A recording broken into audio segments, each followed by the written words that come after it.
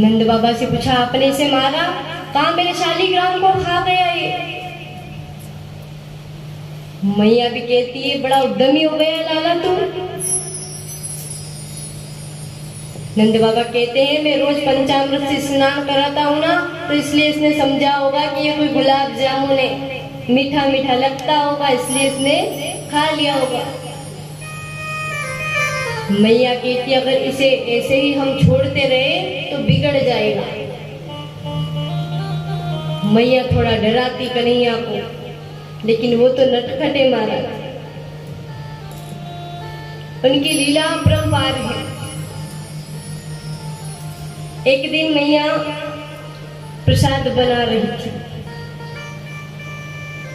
अपने भगवान के लिए। पकौड़ी बनाई महाराज, पूड़ी बनाई, सब्जी बनाई। कन्हैया आए, मैया एक पकौड़ी मोको भी दे दे, बड़ी जोर से भूख लग रही है। कहा लाला पहले जे को भोग लगाएंगे फिर तू खाना। कहा सबसे बड़ा दे दे तो मैं ही हूं।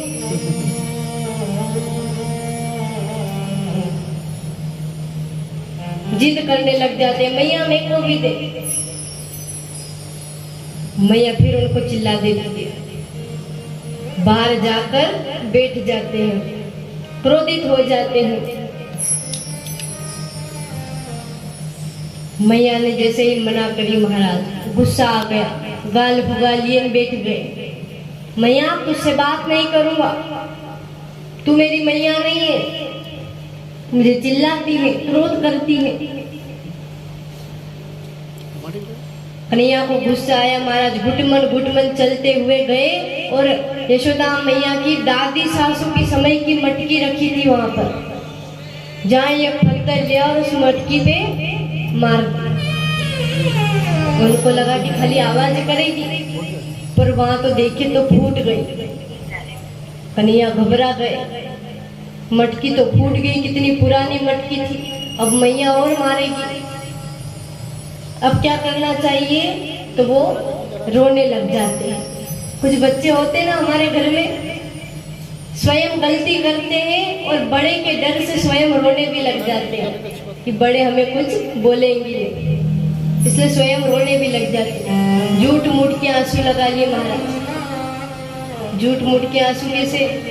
थूक लिया और लगा लिया। काम मैया को लगेगा कि मैं रो रहा हूं। जैसे ही आवाज आई, मैया देखने के लिए आती है, भाई की आवाज आई। जैसे ही वहां पर देखती है, क्या करती है कि देखो तो मेरी मटकी फोड़ दी इसने। दादी सासू के समय की मटकी फोड़ दी कन्हैया ने। कितना उद्यमी हो गया है। इसको अब नहीं छोड़ना चाहिए। अगर अब भी छोड़ दिया तो ये और बिगड़ता जाएगा। मैया क्या करती है? कन्हैया रुक जा। कन्हैया जाते जा रहे आगे, डर गए मैया अब मारेगी। कहा नहीं मारूंगी, आप तो सही तेरी पूजा करूंगी। लेकिन कन्हैया भागते जा रहे महाराज आगे आगे, मैया छड़ी लेकर पीछे पीछे चल रही है।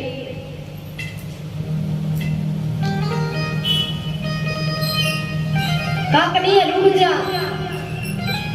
मैया को थका रहे हैं, मैया के पैर दर्द करने लग गए महाराज, सिर से गजरा निकल गया। मैया दौड़े जा रही है कन्हैया के पीछे। जैसे ही कन्हैया ने अपनी चाल धीमी करी, सो मैया ने जाकर कन्हैया को पकड़ लिया। कहा अब बताऊंगी तुझे, रुक। इतना मस्ती करता है, बड़ा उद्यमी हो गया है। घर की मटकियां फोड़ता है। कहा तुझे तो अब बताऊंगी। मैया वहां पर कहती है क्या? हो थोड़ा धीमा धीमा चलो मारा सांवरिया, हो थोड़ा धीमा धीमा चलो मारा सांवरिया, थारा पाँव में बांधू गलिया रे थोड़ा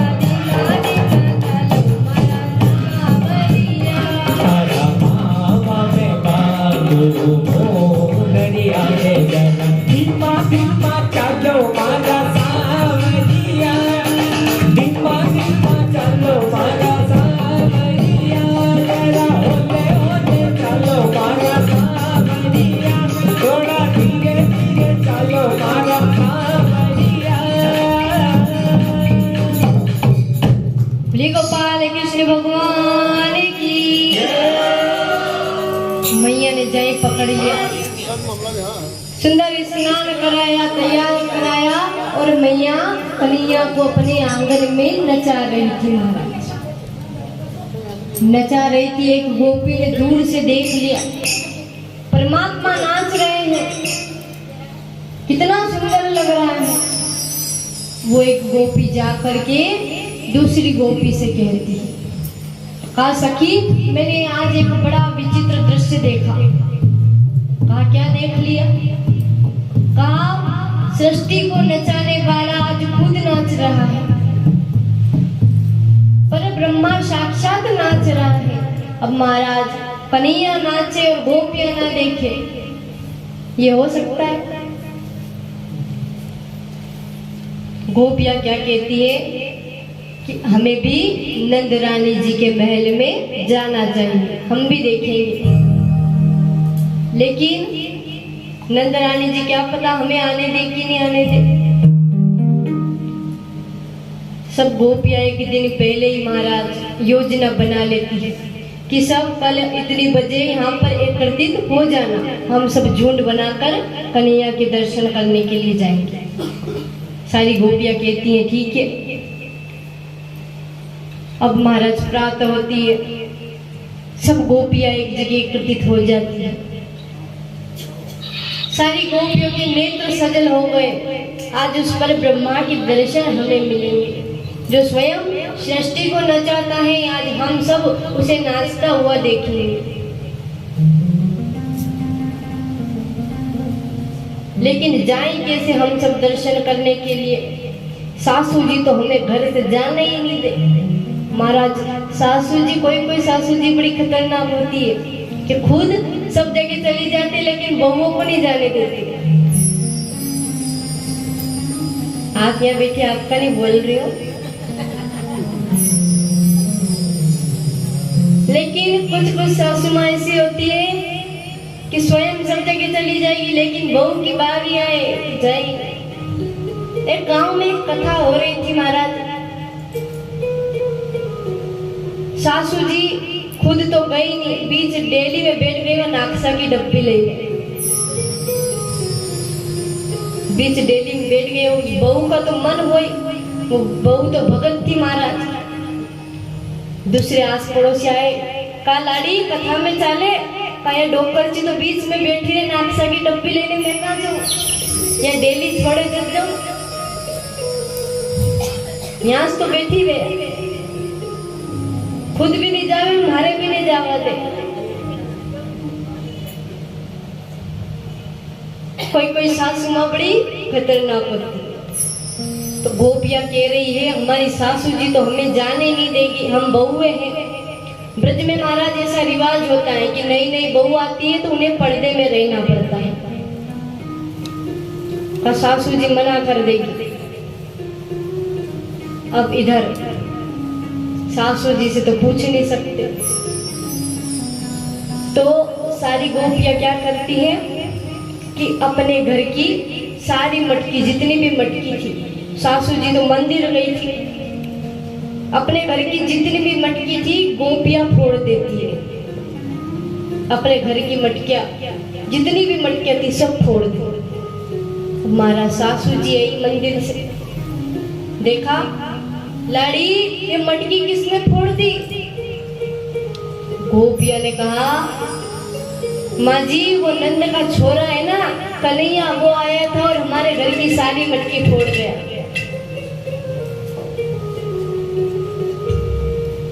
हमारे घर की सारी मटकियां फोड़ गए।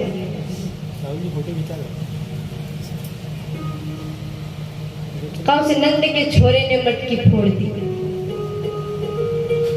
अब महाराज जय सासू जी को पता चली कि नंद के छोरे ने मटकी फोड़ दी, वो सासू जी क्या कहती है कि मैं जाऊंगी तो अच्छा नहीं लगेगा, इसलिए बहुओं तुम एक काम करो, तुम ही उलाना देने के लिए चली जाओ।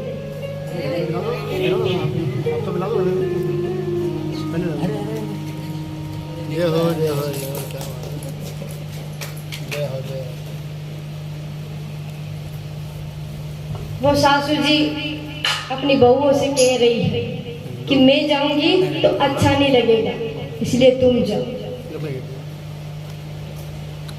अब महाराज गोपियों को तो बहाना चाहिए था।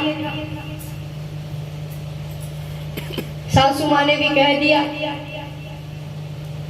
कि तुम जाओ, गोपियों को बहाना मिल गया। सारी गोपियां कहती है चलो अब चलते हैं कन्हैया के द्वार। सासू जी ने हाँ कर दी। सारी गोपियां जा रही हैं यशोदा रानी के महल के तरफ उलाहना देने के लिए। मैया अपने कन्हैया को सुंदर सा श्रृंगार करके नृत्य करा रही थी, उनको चलना सिखा रही थी। सारी गोपियां आती देख मैया कहती आज तो मेरे यहाँ पर कुछ नहीं है, गोपियां क्यों आ रही है? ना ही मैंने कुछ पूजन रखवाया है, न लाला का कुछ उत्सव है। मैया खिड़की से देखती है इतनी सारी गोपियां, मैया बाहर चली जाती है। कहती है गोपियों तुम यहाँ पर क्या काम है, किस प्रयोजन से यहाँ पर आई हो? सारी गोपियां क्या कहती है, मैया हम तेरे लाला का उलाहना देने के लिए आई है। जो तेरा लाला है ना बड़ा उद्यमी है, हमारे घर की सारी मटकी फोड़ कर चला जाता है, और जबकि कन्हैया तो अंदर ही है महाराज। झूठ मूठ का नाटक कह रही है मैया से, मैया तेरा लाला बड़ा उद्दंड होता जा रहा है, हमारे घर की मटकियां फोड़ जाता है। मैया कहती है मैं तो कब से मेरे लाला को नृत्य करा रही हूँ। कहा नहीं मैया ये हमारे घर आया है और इसने हमारे घर की सारी मटकी फोड़ी है। हमारी सासू माँ हमें चिल्लाती है, हमारी सासू माँ ने भेजा है हमें यहाँ आपको उलाहना देने के लिए कि नंदरानी को समझा कर आओ। मैया कन्हैया को पकड़ कर लाती है। जय महाराज गोपियों को दर्शन होते हैं, गोपियों के नेत्र सजल हो जाते हैं। आज पर ब्रह्मा का हमने दर्शन कर लिया। सारी गोपियां प्रसन्न हो गई। मैया कहती है क्यों रे लाला तूने इनके घर की मटकी फोड़ी? कहा मैया मैं तो घर में ही था, सोया था, मैंने कब इनके घर जाकर, मैं तो इन गोपियों को जानता भी नहीं हूँ ये कौन है। कहा नहीं मैया लाला झूठ बोल रहा है, ये हमारे घर आता है जब बछड़े हम दूध निकालने का समय होता है तभी बछड़े छोड़कर चला जाता है, बछड़े सारा दूध पी जाते हैं। और मैया एक बार तो इसने क्या करा कि ना रात में आया मेरे घर पर और मेरी चोटी पलंग से बांध कर चला गया। रात में लाइट चली गई, मुझे डर लगा, जैसे ही मैं उठूं मेरी चोटी खींचाई मैया, पलंग से बांध कर चला गया। इतना उद्यमी है तेरा लाला। काम ने सत्यनारायण की कथा रखवाई, भगवान को वहां पर बिठाया, लेकिन वहां से भगवान को उठाकर दो कुत्ते के बच्चे लाकर बिठाकर चला गया। ऐसी ऐसी तो लीला करता है ये। मैया ने कन्हैया का कान पकड़ लिया। कहा क्यों रे कन्हैया? कहा नहीं मैया मैंने इनका घर ही नहीं देखा। ये तो सारी गोपियां झूठ बोल रही है, मुझे बदनाम करना चाहती है। कहा मैया ये हमारे घर पर जाकर है ना चोरी करता है। मैया कहती है चोरी करता है? मेरा तो इतना छोटा सा कन्हैया है, चोरी करते भी सीख गया। कहा मैया ये तो खुद आता है और साथ में बंदरों की टोली लेकर आता है, ग्वाल बालों को साथ में लेकर आता है, खुद मटकियां फोड़ता है, माखन खाता है और औरों को भी बांटता है। इनकी एक मंडली है, मंडली बना रखी इनने। कहता है मैया ऊपर बंदर मंडली, नीचे ग्वाल मंडली, और बीच में कन्हैया जाकर उस मटकी को फोड़ देता है, माखन खाता है, बंदर को लुटाता है। कहा मैया आपको नहीं पता इनकी एक बड़ी मंडली है, उस मंडली का नाम है बाल गोपाल चोर विद्या प्रचार मंडली। सब छोटे छोटे सखा है उसमें, बड़ा उद्यम मचाते हैं, हमें परेशान करते हैं। मैया ने कहा, गोपियों एक काम करो, तुम अपनी मटकी ऊपर छीके पर बांध दिया करो, नीचे मत रखा करो। कहा, मैया हमने सब कर देख लिया, लेकिन फिर भी आता है ऊपर बंदरों को खड़ा कर देता है, मटकी फोड़ देता है, छीके पर से भी उतार लेता है। हम तो सब परेशान हो गई, घर खुला छोड़ने का भी नहीं। आप अपने कन्हैया को समझाइए। मैया कहती है, अब तो मेरे कन्हैया का उलाना आने लग गया है। गोपियों से कहती है, काम करा करो और ऊंचे छीके पर टांग दिया करो, नीचे मत टांगा करो। काम मैया ये है ना, उखल रखता है, उखल के ऊपर चढ़ जाता है और मटकी फोड़ देता है। हम परेशान हुई है जब तो आपको उलाना देने के लिए आई है। कन्हैया चुपचाप सबकी बातें सुन रहे हैं कि गोपियों तुमको तो मैं बाद में देखूंगा, तुमको जितना बोलना है ना बोल लो, बाद में तुमसे सब निपट लूंगा मैं। गोपियां शिकायतें करती है महाराज, अनेक शिकायत करती है मैया से। मैया गुस्सा कर रही है कन्हैया पे, कहा इसे हर बार मैं छोड़ूंगी नहीं। कन्हैया बड़ा परेशान करता है तू सबको, अब तू घर से बाहर नहीं जाएगा।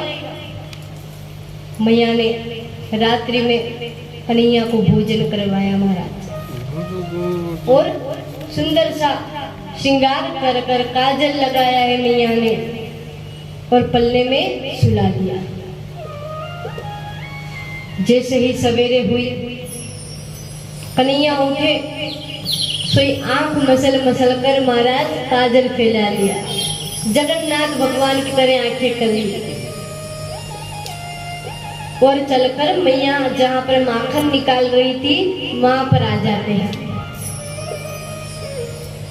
मैया से कहते हैं, मैया मुझे भूख लग रही है, मुझे भी माखन खाना है। मैया कहती है, कन्हैया अभी देर लगेगी, तू रात का बासी माखन रखा है वो खा ले। कहा, नहीं मैया मुझे तो ताजा माखन चाहिए, अभी निकाल कर दो। मैया कहती है, अभी नहीं है, तुझे खाना हो तो रात का खा ले। कन्हैया रोने लग जाते हैं, मैया मुझे अभी का चाहिए, ताजा माखन खाना है। मैया गोद में बिठाती है, कन्हैया तुझे माखन खाना है ना, अभी देर से निकाल कर दूंगी। देख वो ऊपर क्या दिख रहा है। कहा, मैया वो तो चंदा मामा है। अब महाराज माखन भूल गए। कहा, मुझे चंदा मामा चाहिए। मैया कहती है, माखन से पीछे छुड़ाया तो चंदा मांगने की जिद कर रहा है।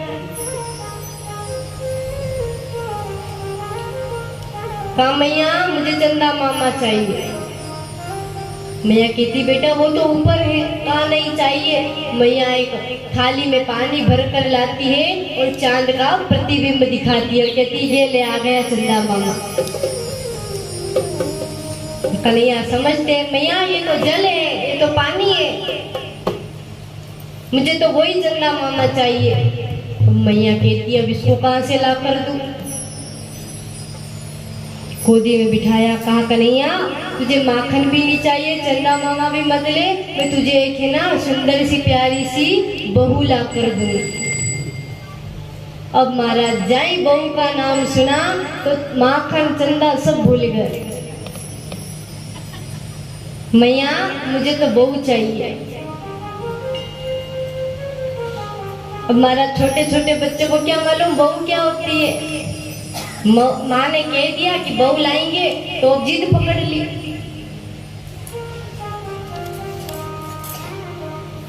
जिद पकड़ ली, माँ मुझे बहू चाहिए।